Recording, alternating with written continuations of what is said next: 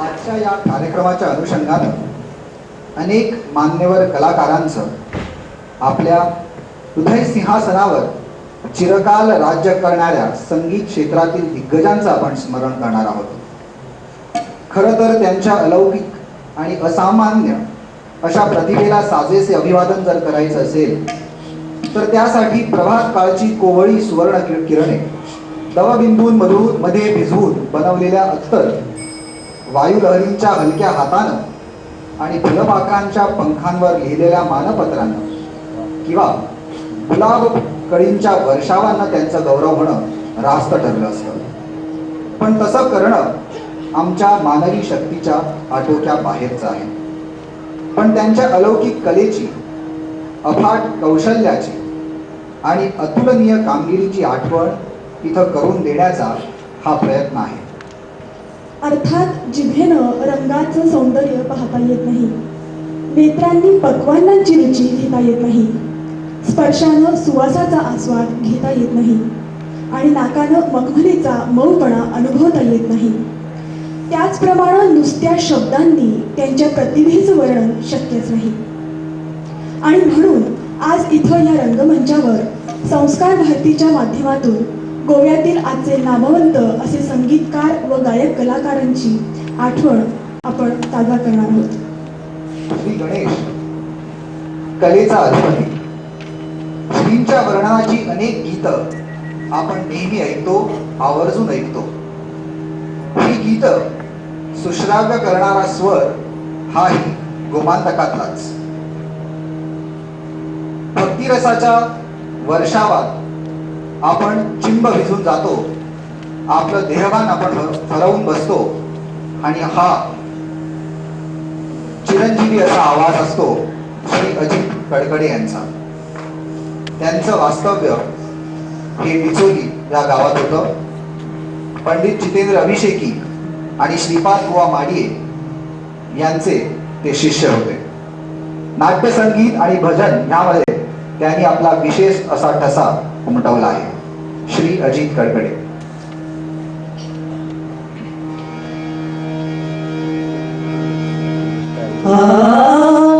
हृदयाच्या तालावर नाचे गणेश तू, विनंती पैजणे. हृदयाच्या तालावर नाचे गणेश तू, विनंती पैजणे. हृदयाच्या तालावर नाचे गणेश तू, विनंती पैजणे. उजळली त्रिभुवनी प्रकाशली सारी वने, उजळली त्रिभुवनी प्रकाशली सारी वने. चंद्रपुरा नाचा हृदयाच्या तालावर नाचे गणेश तू, विनंती पैजणे.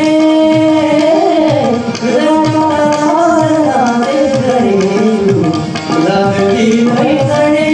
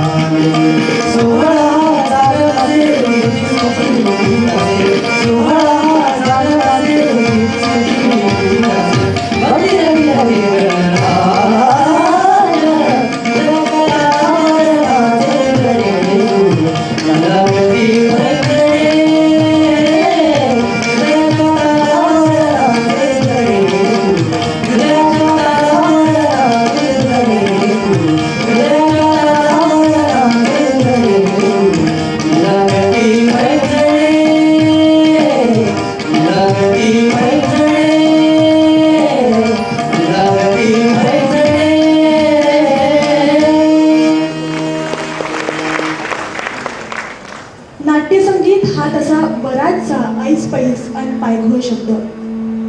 आपल्याकडील साखर भात, पुरणपोळी किंवा अगदीच खमंग उदाहरण द्यायचं झालं तर बटाटे वडा या प्रकारात मोडणारा. या खाद्य प्रकारांप्रमाणेच नाट्यसंगीत हा देखील एक जोड शब्द. या शब्दाचा अधिक केस न काढता एवढं नक्कीच म्हणता येईल की नाट्यसंगीत हा भलताच चविष्ट आणि रुचकर पदार्थ आहे. या पदार्थ विशेषाची गोडी अवीट आणि लोकप्रियता वादातीत. संगीत नाटकाच्या विषय आणि आशयाशी एकरूप झालेली नाट्यसंगीत ही एक अतिशय रंजक तरीही अभिजात अशी वैशिष्ट्यपूर्ण कलाक्षेत्र आहे. संगीतामुळंच नाटक उत्कट बनतं आणि त्यातूनच मनोरंजनही होतं अशी आपली पूर्वापार भूमिका आहे.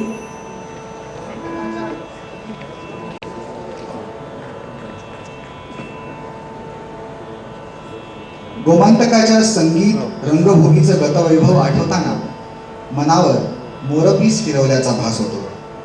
नांदी ते भरत वाक्य या संगीत नाटकाच्या प्रत्येक अंगाला जागला तो गोमंतकीय रंगकर्मीच. गान तपस्विनी मोगूबाई कोर्डीकर बालवयात संगीत नाटकात चमकल्या. पंडित सुरेशराव हळणकर ज्यांना आचार्य अत्रे यांनी महाराष्ट्र गंधर्व म्हणून गौरवलं, ते अमृत हळणकर मूळचे गोव्यातील पोंबुर्फा येथील. त्यांचं होनाजी बाळा हे नाटक रंगभूमीवर फार गाजलं. श्रीरंगा कमलाकांता किंवा कर हा करी ही पदं आजही मनात आणि कानात रुंजी घालतात.